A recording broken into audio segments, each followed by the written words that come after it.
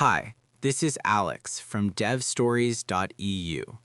Pydantic, Data Validation, Episode 20 of 20.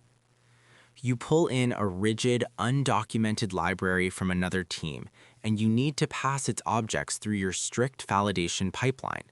The object has absolutely no concept of Pydantic, and you cannot touch its source code. When annotations and simple validators are not enough, you have to talk directly to the engine, and that means opening up the hood to write custom core schemas. Normally, Pydantic figures out how to validate your data by reading type hints. When you hand it an alien object, it hits a wall. To fix this, you define a method called dunder_get_pydantic_core_schema. This method acts as a direct translation layer.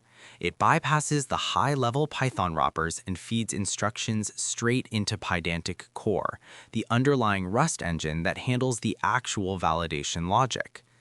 When you implement this method, it receives the source type and a handler. The handler functions just like middleware in a web framework. You do not have to write the entire validation schema from scratch. You can ask the handler to generate the default schema for a specific type and then wrap your own custom logic around that output. Take the legacy database connection wrapper as an example. Suppose the only way to initialize this object is by passing it a specific integer, like a connection ID. You want Pydantic to accept an integer from an API request, validate it, and hand you back the fully instantiated connection object. Because you cannot modify the legacy class directly, you define a custom type using Python annotations. Inside that annotation, you provide your custom core schema method. Here is the key insight. Instead of writing raw dictionaries, you use Pydantic's core schema module, which provides helper functions to build these structures safely. First, you ask the handler to build a standard integer schema. Next, you build a chain schema. You instruct the engine to run the standard integer validation first. If the input is genuinely an integer, the engine passes it into a custom Python function you provide. This function takes the connection ID, initializes the legacy database wrapper, and returns the object.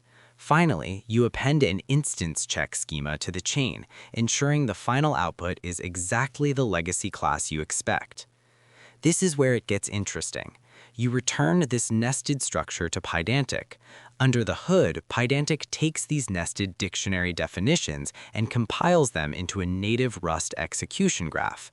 You have programmed the Rust engine from Python, telling it step-by-step how to ingest a raw integer, validate it, and safely construct an alien object at maximum speed. This represents the absolute lowest level of integration Pydantic offers, granting total control over the validation tree without sacrificing performance. Since this is our final episode, I strongly encourage you to dive into the official Pydantic documentation and try building a custom core schema hands-on. It is the best way to solidify how the engine actually thinks.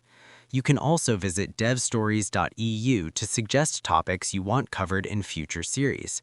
That's it for today. Thanks for listening. Go build something cool.